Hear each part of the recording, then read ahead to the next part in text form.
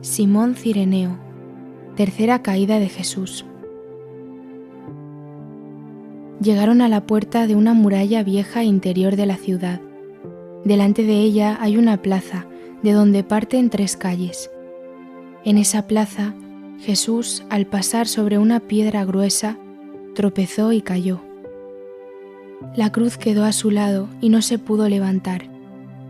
Algunas personas bien vestidas que pasaban para ir al templo exclamaron llenas de compasión: «¡Ah, el pobre hombre se muere!». Hubo algún tumulto.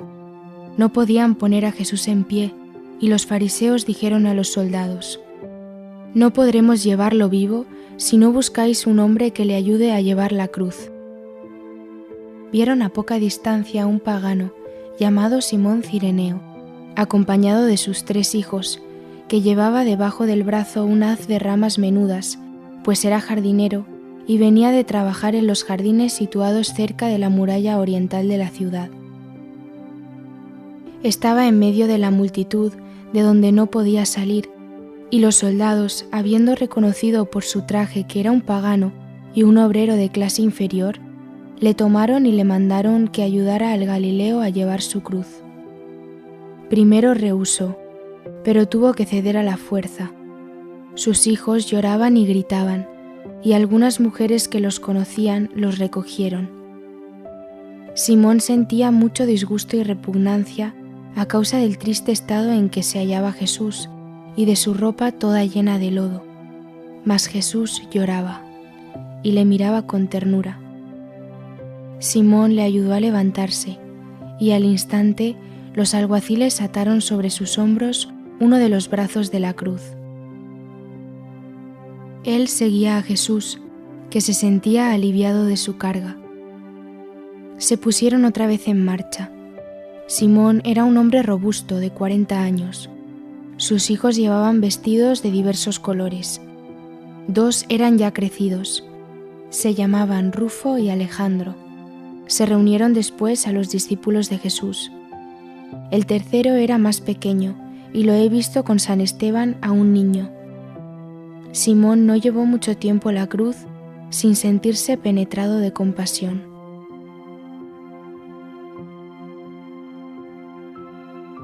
Verónica y el sudario.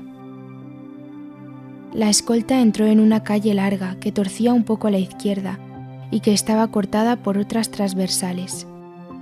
Muchas personas bien vestidas se dirigían al templo, pero algunas se retiraban a vista de Jesús por el temor farisaico de contaminarse. Otras mostraban alguna compasión.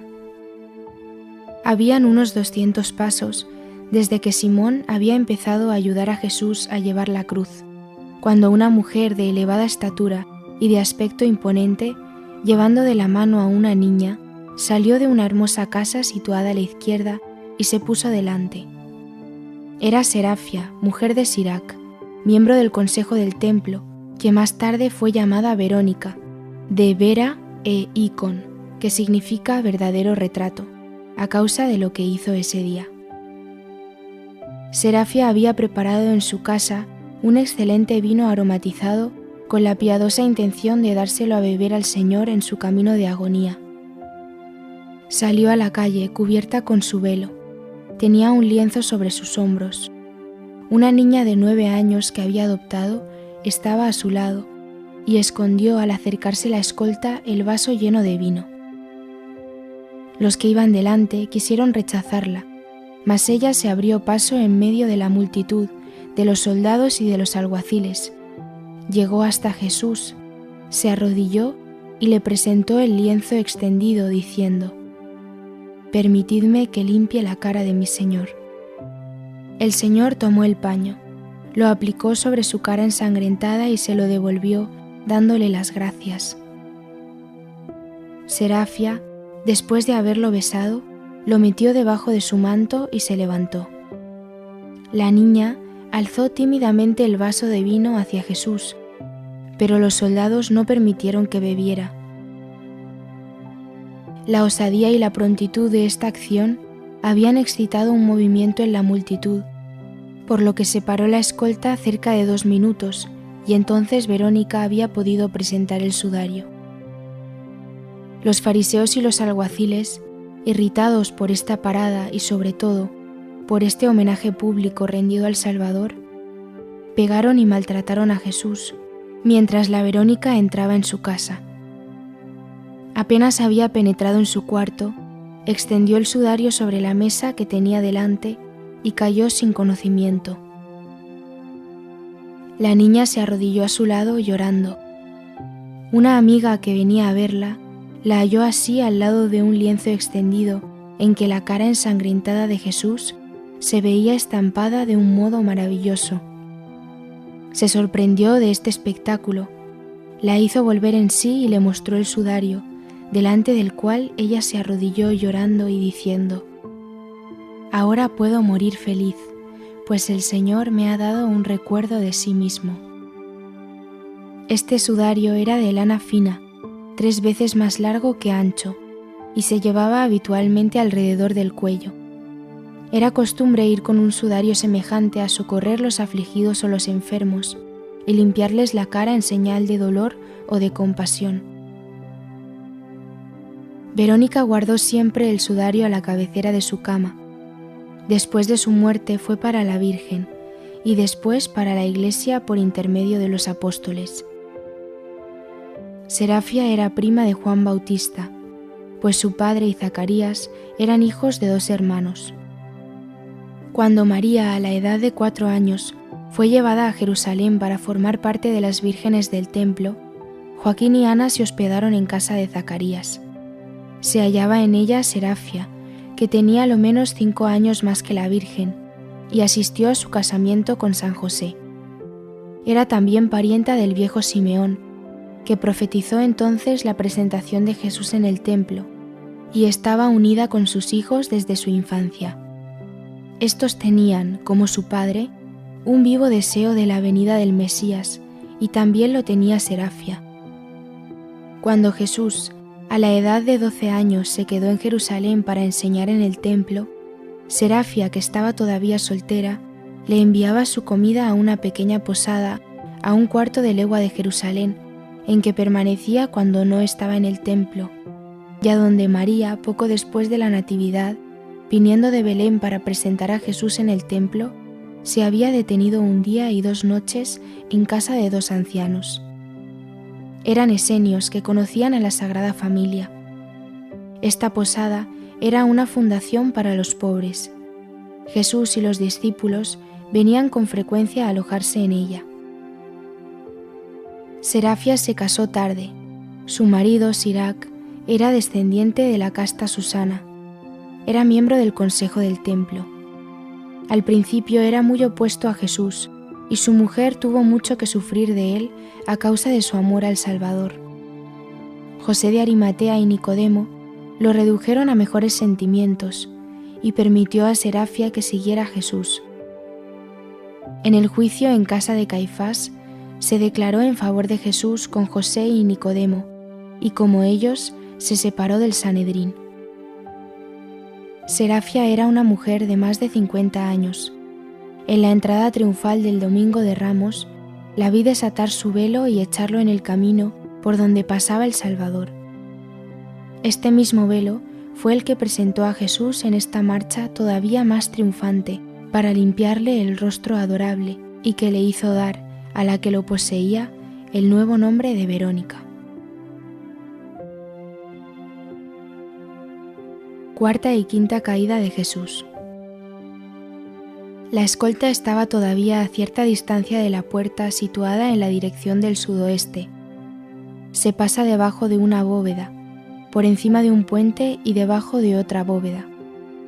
A la izquierda de la puerta, la muralla de la ciudad se dirige al mediodía para rodear el monte Sión. Al acercarse a la puerta, los alguaciles empujaron a Jesús en medio de un lodazal.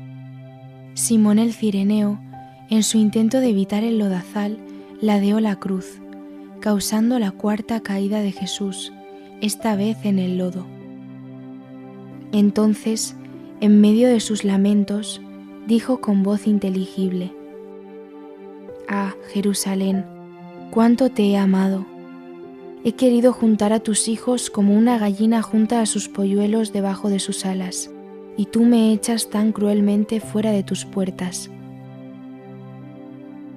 Al oír estas palabras, los fariseos le insultaron de nuevo, le pegaron y le arrastraron para sacarle del lodo.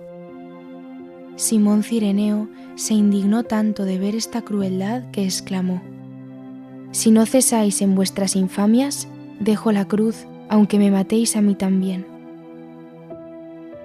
Al salir de la puerta, se ve un camino estrecho y pedregoso que se dirige al norte y conduce al Calvario. El camino real del cual se aparta aquel se divide en tres a cierta distancia.